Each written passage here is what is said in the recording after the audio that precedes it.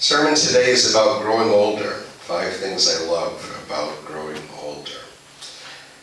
I'd say a good 90% of American culture, or just the way we live and think in America, probably a good 90% is in direct contrast to the teachings of the scriptures. In fact, I had the thought this week, you could probably almost just live the exact opposite of what American culture tells you, how it tells you to live, and you'd probably come pretty close to living a biblical life. And nowhere is that truer than in how we think of the elderly. In America, we exalt youth. The Bible extols the virtue of the aged.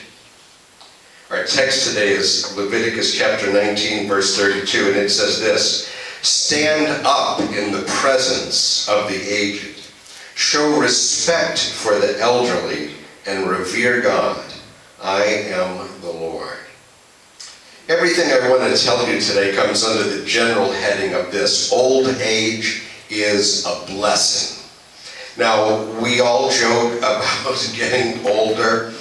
Mary and I were walking yesterday, and we were talking about how easy it is to injure yourself when you're getting on up in years a little bit. Earlier in the last year, I had pulled a muscle in my side, and I told Mary my side was hurting, and she said, "Well, how did you do? How did you injure yourself?" And I said, "I turned around." That's all it took. And right now, I've got a pulled muscle in my leg, and she said, "How did you do that?" I said, "Walking." It doesn't take much once you reach a certain age to injure yourself. We get more forgetful. A few weeks back, we were in the kitchen. It was after dinner, and we were kind of tidying up there in the kitchen, and Mary was washing dishes, and I was putting things away, and she had the door of the dishwasher down, so I needed to get over there to where we keep some cups in one of the drawers so I could put some of the leftovers away. But I couldn't get over there because the door of the dishwasher was down. And so I asked her, and I'm pointing to the drawer where we keep the cups, and I'm trying to ask her if she will get one of the cups for me. And for the life of me, I couldn't remember the word for cup. So I just kept pointing, "Would you get me one of those, and I couldn't remember the word. So I finally just crawled across the dishwasher door and got it myself. It was faster doing that than it was to remember the word for cup. So I get it that we're going through changes, physiological changes, but just being allowed to grow older is a wonderful blessing from God. Just being alive is a wonderful blessing. I have 2 nephews in the grave. Neither one of them reached their first birthday. Cemeteries around the world are filled with the bodies of babies, children, teenagers, young adults. Just the fact that God lets us grow older is a wonderful gift. And I realize that with all of my aches and pains and the forgetfulness, all of that comes with growing older, life is a precious gift. Somebody asked the actor Maurice Chevalier once, it was on the occasion of his 82nd birthday, "What's it like to be 82 years old?" And he said, "Well, considering the alternative, not bad." And I agree with that. So let me share with you this morning 5 things I love about growing older. Believe it or not, they're all straight out of the scriptures. The first thing is that with old age comes wisdom. Job says in chapter 12 of his book, "Wisdom is with the aged, and understanding in length of days." And again, from Job, "Those who are older should speak, for wisdom comes with age." We read in the book of 1 Kings that after Solomon had died, there was a group of elders who had served as advisors to Solomon. And after he died, in chapter 12, we read there were some older men who had helped Solomon make decisions when he was alive. So King Rehoboam asked these men what he should do. Do you get what's happening there? This king, the one in whom all the power of the state was invested, when he needed to make a decision, he turned to a group of elders to seek their wisdom and counsel. I came across a church recently. It's run by a board of elders, they say. And I was looking at their website. It lists their elders. There are 6 or 8 of them. 2 of them are men in their 20s. I'm sorry, you can be a lot of things in your 20s, but elder is not one of them. In the Bible, elder means just that, an old person. There is wisdom that comes with age. And hopefully, as you get older, you are wiser than you've ever been. I don't mean you're perfectly wise, or that you never make mistakes, but you're wiser than you've ever been. When I was younger, if we were going to be making a long trip in the car, driving somewhere real far, I'd always pray before we left, asking the Lord to watch over me. Somehow that seemed important to do on a long trip, but on shorter trips, I don't recall doing that. Now, at my age, I don't pull out of the driveway without breathing a prayer and acknowledging, God, my life is in your hands.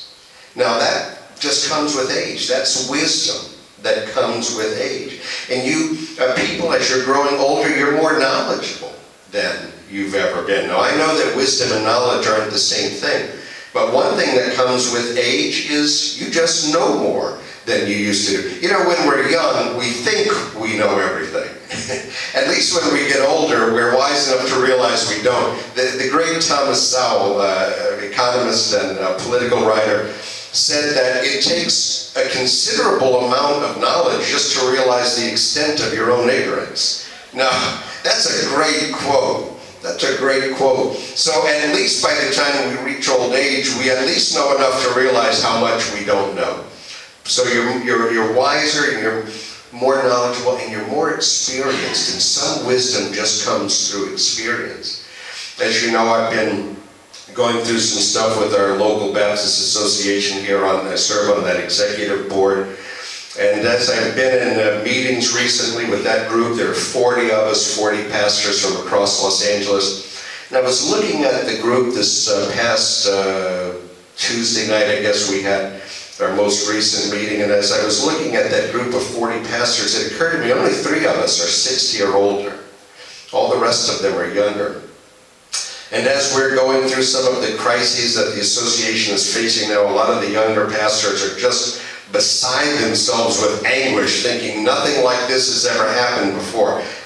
But us old-timers who've been around a bit, we know it has. We've been through things like this before. God saw us through. He's going to see us through this. And sometimes there's just wisdom that comes from you being around for so long. You've experienced a lot. And so that's the first thing I love about growing older. I love the wisdom that comes with age. The second thing is I love the spiritual assurance that comes with age. I've walked with the Lord for 44 years. I haven't walked him perfectly. I haven't walked perfectly. I have walked imperfectly. But I have an assurance in the Lord that I didn't have as a younger person. When I was a teenager, like a lot of young Christians, I had doubts about my salvation. I wondered if I had done everything just right, if I had said the words just right when I invited Christ into my heart. I used to fret over things like that. I don't have those doubts anymore. And it's not because I have more confidence in myself now, it's because I have more confidence in the Lord now. I understand grace more fully than I used to. And my confidence is not in myself, but it's in him. Paul wrote this in Philippians chapter 1. For I am sure of this very thing, that the one who began a good work in you will perfect it, complete it, until the day of Christ Jesus. That's my confidence. That's my assurance. Blessed assurance, Jesus is mine. Every day with Jesus is sweeter than the day before. On Christ the solid rock I stand. All other ground is sinking sand. Those aren't just hymns to me. That's the foundation of my life. And that's why I have more assurance now as I've grown older. Because the older I get, the less confidence I have in myself, but the more confidence I have in God. And that's the second thing I love about growing older, the spiritual assurance that comes with age. Third thing I love about growing older is I love the patience that comes with age. Now, that's not to say we have perfect patience, But patience is not a virtue of the young. It comes with age. It comes with practice. And as you get older, one thing you'll realize about your life is that you've had a lot of practice waiting, haven't you? You know, the Bible is filled with admonitions for us to wait on the Lord. I don't think I saw that as much as I was reading the scriptures as a younger person. It was there. I don't know that I really noticed it as much, but now the older I get, the more I realize how often the Bible tells us to wait on the Lord. I was reading sometime back in National Geographic's World magazine, and it talked about a 2-inch chestnut-colored nut called, they're actually seeds, they're called seed nuts. Now they grow on vines that grow on very tall trees next to rivers. And what happens to these seed nuts is some of them fall off, and instead of landing on the ground where they would grow into a plant, they fall into the river. And the current of the river takes them out to sea, and sometimes these sea nuts will float on the currents for years until they eventually wash up on the shore. And you know what happens when they wash up onto the shore? They grow into a tree, even though they've been floating around in the water for years. And it occurred to me as I read that there's a wonderful spiritual principle in that for us. Noah had to wait for 120 years building a ship in the desert until he saw the fulfillment of God's word to him. Abraham had to wait 25 years until he saw God answer his promise that Abraham was going to become a father in his old age. Now, seed nuts, they can't choose to be patient, they just are. But you and I have to choose, and it's hard when we're young. But as we grow older and we have more experience waiting, we find ourselves being a little more patient. And hopefully some of that patience is with other people too. We learn to be not just more patient with God and with ourselves, but with others. Maybe a little more accepting of others and of their frailties as well as ours, to accept things we can't change. The Christian psychiatrist Paul Tournier wrote this in his book, Seasons of Life. True happiness is always linked with deep inner harmony and always includes an acceptance of one's age. Get what he's saying there? You want to be happy in life? Accept yourself as you are, including your age. Standing here today as a 60-year-old man, I can tell you that I envy nothing that youth have. Nothing. If I could trade anything with them, it would only be one thing. I would trade the health that I had as, say, a 25-year-old that I have now as a 60-year-old. But since that's not possible, if I had to choose between going back and being that age again or being the age I am now, I would choose the age I am now every single time. Even with the fading eyesight and the dimmed hearing and the expanding waistline because your metabolism is slowing down and the thinning hair and all the rest of it that comes with age, life is better and richer in every single way as we age. And so that's the third thing I love about growing older. I love the increased patience and acceptance that comes with age. The fourth thing, I love that every day I grow older, it gets me that much closer to heaven. We live in a culture that worships the young.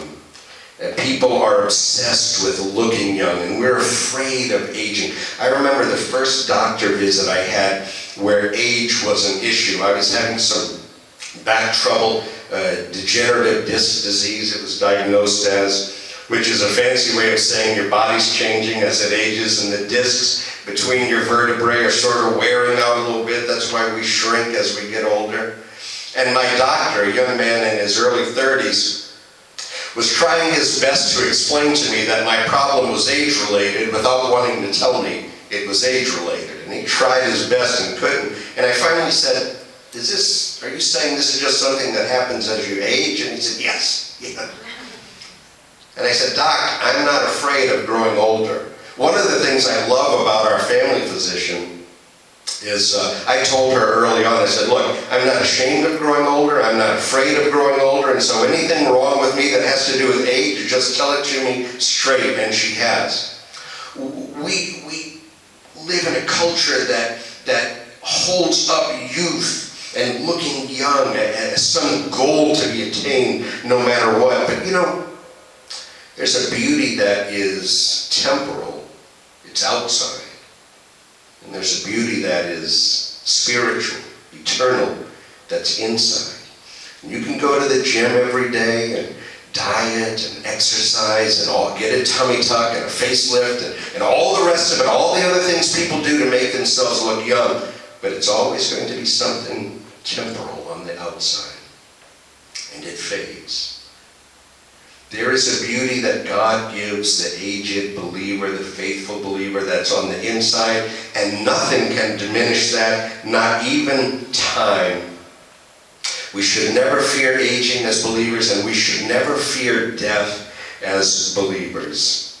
And if you're afraid of death as a Christian, I would plead with you to get into the Word and read what the Bible has to say about heaven. And that'll cure you of your fear of death if you believe what you're reading. I would say of myself, I'm not in a hurry to get to heaven, but I can't wait to get there. I love the life God has given me, and I'm not looking to check out of it anytime soon, but I can't wait to get to heaven. I've got some loved ones there I want to see again. I want to see my dad again, my mom, my brother, my nephews, friends, teachers, mentors who've gone there already. I don't know a lot about heaven. I just know what the Bible tells us. I know Jesus is going to be there. I know my loved ones in Christ are going to be there. I know it's going to be a place where sin doesn't exist anymore. There's no more suffering. There's no more weakness. There's no more frailty. There's no more sorrow, no more tears. Who wouldn't want to go there? The book of Isaiah, God spoke through the prophet to say this in Isaiah chapter 46, and I will still be carrying you when you are old. Your hair will turn gray, and I will still carry you. I made you, and I will carry you to safety.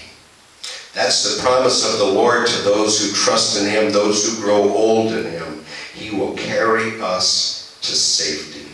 That's the fourth thing I love about growing older. Every day gets us one step closer to heaven. The fifth and last thing I love about growing older is I love that God has given me extra time, at least one more day, to serve Him here on earth. I love that God has given me a second chance to be a blessing to my family, to my wife, and to my children and grandchildren. I love that He's given me more time to be a pastor and to preach and teach the Word, to be a witness for Christ, to serve the Lord and honor Him. Always remember that you are still alive for a reason. Now, a lot of older people don't feel that way. But God can use you to bring glory to Him if you will be faithful to Him and if you will seek to be an example to others. You can be an example to others just the way you die, for example. God has left you here for a purpose. David wrote this in Psalm 71. So even in old age and gray hair, O God, do not forsake me until I proclaim your might to another generation and your power to all those who are to come. I love to see a young Christian enthusiastically serving the Lord. That's a beautiful sight. You know what's even more beautiful to me? To see an old, faithful Christian, back bent, hair gray, steps slower, but still faithfully serving the Lord. Someone who has borne a lifetime of sorrows and struggles, but still pressing on toward the mark. That is a beautiful sight. And even in old age, we can be doing an important work for God. Auburn Theological Seminary professor Walter Wink wrote this. Every human being has to answer two questions about life. The first question is for the first half of life, and it is this: what is the meaning of my life? The second question is for the second half of our lives, and it is this: with the time I have left, how can I make a difference? Now, if that's not a question you've asked yourself as you're growing older, you should. And if you're younger, you need to be asking that first question: what is the meaning of my life? Why am I here? But the second question: with the time I have left, how can I be a blessing? How can I make a difference? God has something for you to do on this earth, and that's one of the reasons He's left you here. That's the fifth thing I love about growing older, that the Lord has given me more time to serve Him. Whenever I hear people say that, our youth, that's the best years of our lives, I want to shake my head and say, you could not be more wrong. I believe with all of my heart that our latter years can be our best. Henry Durbinville wrote this in his book, The Best Is Yet to Be. He said, I feel so sorry for folks who don't like to grow old. I revel in my years. They enrich me. I would not exchange the abiding rest of soul, the measure of wisdom I have gained from the sweet and bitter and perplexing experiences of life, nor the confirmed faith I now have in the love of God, for all the bright and uncertain hopes and tumultuous joys of youth. These are the best years of my life. The way grows brighter, the birds sing sweeter, the wind blows softer, the sun shines more radiantly than ever before. I suppose my outward man is perishing, but my inner man is being joyously renewed day by day. And he's right. Old age is a wonderful time to be a great blessing to others and a faithful follower of Jesus Christ. Those are the 5 things I love about growing older. We're wiser, more experienced, more knowledgeable than ever. Number 2, we're more patient. We've learned to wait on the Lord. Number 3, we're more accepting of others and of ourselves, more assured in our relationship with Christ. Number 4, we're one step closer to heaven. We're going to trade in these old bodies. And number 5, we have more time to serve Him.